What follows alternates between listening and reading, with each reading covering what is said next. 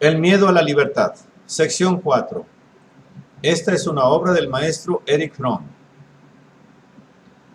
La libertad adquiere entonces un significado diferente del que poseía antes de alcanzar esa etapa de la evolución. Es necesario detenerse y aclarar estos conceptos, discutiéndolos más concretamente en su conexión con el individuo y el desarrollo social. El cambio, comparativamente repentino, por el cual se pasa de la existencia prenatal a la humana, y el corte del cordón umbilical marcan la independencia del recién nacido del cuerpo de la madre. Pero tal independencia es real tan solo en el sentido muy imperfecto de la separación de los dos cuerpos. En un sentido funcional, la criatura sigue formando parte de la madre. Es ésta quien lo alimenta, lo lleva y lo cuida en todos los aspectos vitales. Lentamente el niño llega a considerar a la madre y a los objetos como entidades separadas de él mismo. Un factor de este proceso lo constituye su desarrollo, tanto nervioso como físico en general, su aptitud para apoderarse físicamente y mentalmente de los objetos y dominarlos. A través de su propia actividad experimenta un mundo exterior a sí mismo. El proceso de individuación se refuerza luego por el de educación. Este último proceso tiene como consecuencia un cierto número de privaciones y prohibiciones que cambian el papel de la madre en el de una persona guiada por fines distintos a los del niño y en conflicto con sus deseos, y a menudo en el de una persona hostil y peligrosa.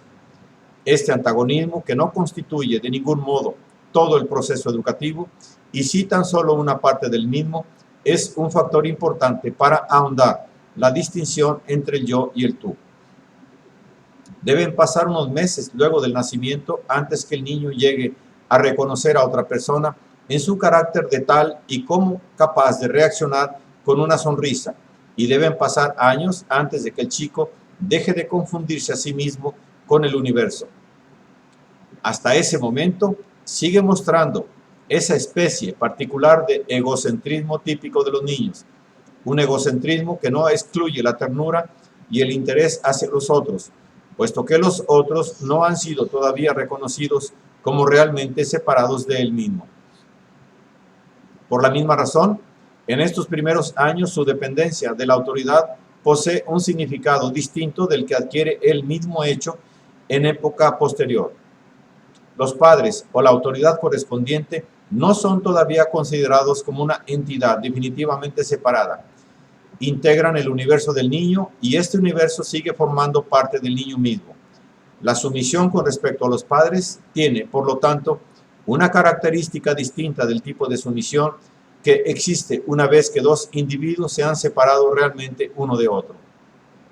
R. Hughes, en su A High Wind in Jamaica, nos proporciona una penetrante descripción del repentino despertar de la conciencia de sí mismo en una niña de 10 años.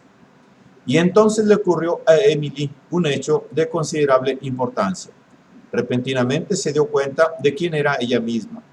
Hay pocas razones para suponer por qué ello no le ocurrió 5 años antes, o aún 5 años después, y no hay ninguna que explique por qué debía ocurrir justamente esa tarde.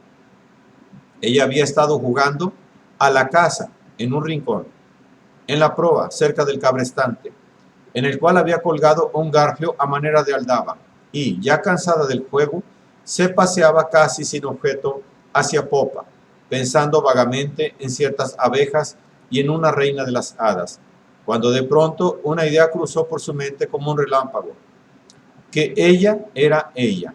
Se detuvo de golpe y comenzó a observar toda su persona en la medida en que caía bajo el alcance de su vista. No era mucho lo que veía, excepto una perspectiva limitada de la parte delantera de su vestido y sus manos, cuando las levantó para mirarlas. Pero era lo suficiente para que ella se formara una idea del pequeño cuerpo que de pronto se le había aparecido como suyo. Comenzó a reírse en un tono burlesco.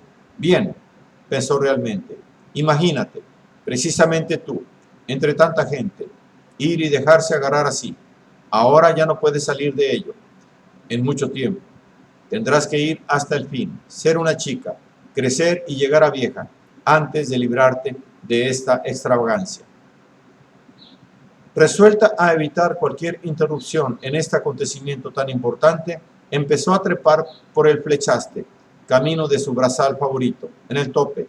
Sin embargo, cada vez que movía un brazo o una pierna, en esa acción tan simple, el hallar estos movimientos tan obedientes a su deseo, la llenaba de renovada maravilla. La memoria le decía, por supuesto, que siempre había sido así anteriormente, pero antes ella no se había dado cuenta jamás de cuán sorprendente era todo ello. Una vez acomodada en su brazal, empezó a examinar la piel con extremo cuidado, pues era suya. Deslizó uno de sus hombros fuera del vestido y luego de atisbar el interior de este para asegurarse de que ella era realmente una sola cosa, una cosa continua debajo de sus vestimentas, lo encogió hasta tocarse la mejilla. El contacto de su cara con la parte cóncava, desnuda y tibia de su hombro la estremeció agradablemente, como si fuera la caricia de algún amigo afectuoso. Pero si la sensación venía de su mejilla o de su espalda, ¿quién era el acariciador y quién el acariciado? Esto, ningún análisis podía decírselo. Una vez convencida plenamente del hecho asombroso de que ahora ella era Emily Bastorton, porque intercalaba el ahora, no lo sabía, puesto que, por cierto, no estaba imaginando ningún disparate acerca de transmigraciones, como el haber sido antes algún otro, empezó a considerar seriamente las consecuencias de este hecho. Cuanto más crece el niño, en la medida en que va cortando los vínculos primarios, tanto más tiende a buscar libertad e independencia. Pero el destino de tal búsqueda solo puede ser comprendido plenamente si nos damos cuenta del carácter dialéctico del proceso de la individuación creciente. Este proceso posee dos aspectos. El primero es que el niño se hace más fuerte desde el punto de vista físico, emocional y mental. Aumenta la actividad y la intensidad en cada una de tales esferas. Al mismo tiempo, ellas se integran cada vez más. Se desarrolla una estructura organizada, guiada por la voluntad y la razón individuales. Si llamamos yo al todo organizado e integrado de la personalidad, podemos afirmar que un aspecto del proceso del aumento de la individuación consiste en el crecimiento de la fuerza del yo. Los límites del crecimiento de la individuación y del yo son establecidos en parte por las condiciones individuales, pero esencialmente por las condiciones sociales, pues aun cuando las diferencias interindividuales existentes en este aspecto parecen ser grandes, toda sociedad se caracteriza por determinado nivel de individuación, más allá del cual el individuo no puede ir. El otro aspecto del proceso de individuación consiste en el aumento de la soledad. Los vínculos primarios ofrecen la seguridad y la unión básica con el mundo exterior a uno mismo. En la medida en que el niño emerge de ese mundo, se da cuenta de su soledad, de ser una entidad separada de todos los demás. Esta separación de un mundo que, en comparación con la propia existencia del individuo, es fuerte y poderoso en forma abrumadora y a menudo es también amenazador y peligroso. Crea un sentimiento de angustia y de impotencia. Mientras la persona formaba parte integral de ese mundo, ignorando las posibilidades y responsabilidades de la acción individual, no había por qué temerle. Pero cuando uno se ha transformado en individuo, está solo y debe enfrentar el mundo en todos sus subyugantes y peligrosos aspectos. Surge el impulso de abandonar la propia personalidad, de superar el sentimiento de soledad e impotencia, sumergiéndose en el mundo exterior. Sin embargo, estos impulsos y los nuevos vínculos que de ellos derivan no son auténticos a los vínculos primarios que han sido cortados en el proceso del crecimiento. Del mismo modo que el niño no puede volver jamás físicamente al seno de la madre, tampoco puede invertir el proceso de individuación desde el punto de vista psíquico. Los intentos de reversión asumen necesariamente un carácter de sometimiento, en el cual no se elimina nunca la contradicción básica entre la autoridad y el que a ella se somete. Si bien el niño puede sentirse seguro y satisfecho conscientemente, en su inconsciente se da cuenta de que el precio que paga representa el abandono de la fuerza y de la integridad de su yo. Así, el resultado de la sumisión es exactamente lo opuesto de lo que debía ser. La sumisión aumenta la inseguridad del niño y al mismo tiempo origina hostilidad y rebeldía, que son tanto más horribles en cuanto se dirigen contra aquellas mismas personas de las cuales sigue dependiendo o llega a depender. Sin embargo, la sumisión no es el único método para evitar la soledad y la angustia. Hay otro método, el único que es creador y no desemboca en un conflicto insoluble: la relación espontánea hacia los hombres y la naturaleza, relación que une al individuo con el mundo sin privarlo de su individualidad.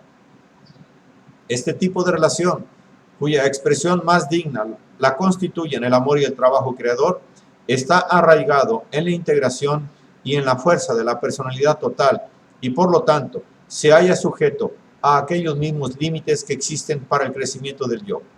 Discutiremos luego con mayores detalles los fenómenos del sometimiento y de la actividad espontánea como resultados posibles de la individuación creciente. Por el momento, solo deseamos señalar el principio general, el proceso dialéctico que resulta del incremento de la individuación y de la creciente libertad del individuo. El niño se vuelve más libre para desarrollar y expresar su propia individualidad sin los estorbos debidos a los vínculos que la limitaban. Pero al mismo tiempo, el niño también se libera de un mundo que le otorgaba seguridad y confianza. La individuación es un proceso que implica el crecimiento de la fuerza y de la integración de la personalidad individual, pero es al mismo tiempo un proceso en el cual se siente la originaria identidad con los otros y por el que el niño se separa de los demás. La creciente separación puede desembocar en un aislamiento que posea el carácter de completa desolación y origine angustia e inseguridad intensas, o bien puede dar lugar a una nueva especie de intimidad y de solidaridad con nosotros, en el caso de que el niño haya podido desarrollar aquella fuerza interior y aquella capacidad creadora que son los supuestos de este tipo de conexión con el mundo. Si cada paso hacia la separación y la individuación fuera acompañado por un correspondiente crecimiento del yo, el desarrollo del niño sería armonioso. Pero esto no ocurre. Mientras el proceso de individuación se desarrolla automáticamente, el crecimiento del yo es dificultado por un cierto número de causas individuales y sociales. La falta de sincronización entre estos dos desarrollos origina un sentimiento insoportable de aislamiento e impotencia, y esto a su vez conduce a ciertos mecanismos psíquicos que más adelante describiremos como mecanismos de evasión. También, desde el punto de vista filogenético, la historia del hombre puede caracterizarse como un proceso de creciente individuación y libertad. El hombre emerge del estado prehumano al dar los primeros pasos que deberán liberarlo de los instintos coercitivos. Si entendemos por instinto un tipo específico de acción que se haya determinado por ciertas estructuras neurológicas heredadas, puede observarse dentro del reino animal una tendencia bien delimitada. Cuanto más bajo se sitúa un animal en la escala del desarrollo filogenético, tanto mayor es su adaptación a la naturaleza y la vigilancia que los mecanismos reflejos e instintivos ejercen sobre todas sus actividades. Las famosas organizaciones sociales de ciertos insectos han sido enteramente creadas por el instinto. Por otra parte, cuanto más alto se haya colocado en esa escala, tanto mayor es la flexibilidad de sus acciones y tanto menos completa es su adaptación estructural tal como se presenta en el momento de nacer.